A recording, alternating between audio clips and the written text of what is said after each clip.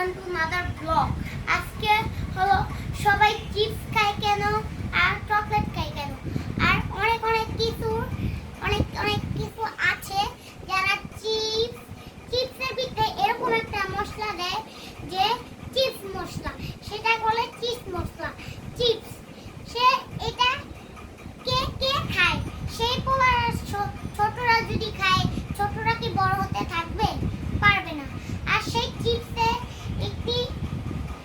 একটি মশলা মিশায়, সেই মশলার নাম হলো চিপস।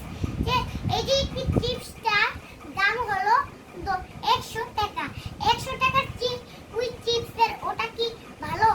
সেটাতে একটি ব্র্যান্ড নিতে, সেটা একটি টমেটো সস, তারপরে একটি আমাদের এই কেমিক্যালে আমাদের খিদা লাগে আর আমরা কিছু খেতে পারি না। কারণ কি সেই কেমিক্যালটা এমন কি সেটি আমরা জানতে আসছি। তোমরা তার একটি লাইক আর একটি সাবস্ক্রাইব করে দিবে। আর সেই কেমিক্যালটা আমরা চিপস খাবো, চিপস খেলে তাদের পেটে ব্যথা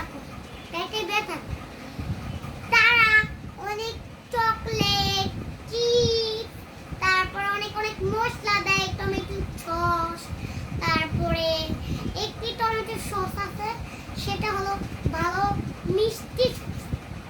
তার জন্য বাবুরা সেটা খেলে আর বড় হতে থাকে না, যেরকম ছোটই আছে ওই ছোটই থাকে বাবু।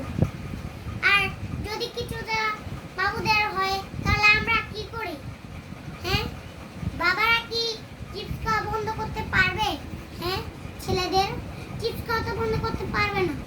বলে যে তুমি চিপস খাও কেন বাবা?